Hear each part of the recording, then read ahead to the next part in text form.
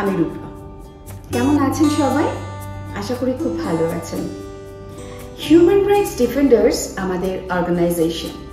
এখানে অনেক মানুষ অলরেডি মেম্বারশিপ নিয়েছেন, কিন্তু খুব স্ক্যাটার্ড সিস্টেমে। আমরা ডিস্ট্রিক্ট ওয়াইজ মেম্বারশিপ ডেভেলপ করতে চাইছি, তাই প্রত্যেকটা ডিস্ট্রিক্ট থেকে আপনারা আমাদের মেম্বারশিপ নিন। মেম্বারশিপই হলো আমাদের অর্গানাইজেশনের একমাত্র স্ট্রেংথ। আপনারা কোনো চিন্তা করবেন না।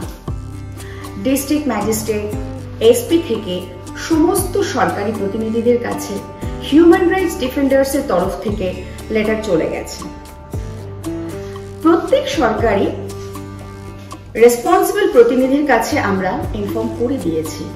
সেই কারণেই আপনাদের কোনো ভয় নেই, মাথা উঁচু করে কাজ করে যান। আর একটা কথা, আমাদের কাছে মহিলা মেম্বারশিপ তুলনায় কম আসছে। কেন বলুন তো? মেয়েরা কি প্রতিবাদ করতে ভয় পান? কোনো ভয় নেই, আপনারা আপনাদের মতো কাজ চালিয়ে যান। মেয়েরাই সবচেয়ে বেশি ভিক্টিমাইজড। শহর অঞ্চল বা সিটি অঞ্চলের মেয়েদের দিয়ে সবকিছু বিচার করা উচিত নয়।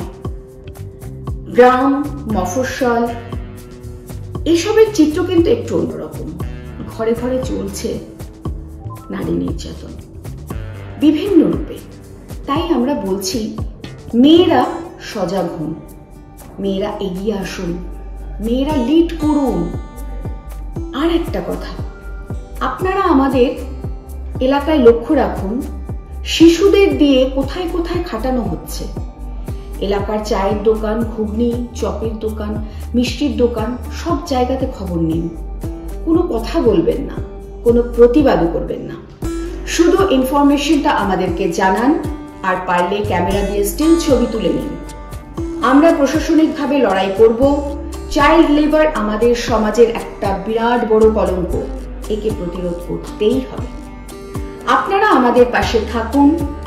আস্তে আস্তে এই সামাজিক অবস্থাটা আমরা পাল্টাবার চেষ্টা করব। এই আশাই রাখছি। সবাই ভালো থাকবেন, সুস্থ থাকবেন। আজ এইটুকু।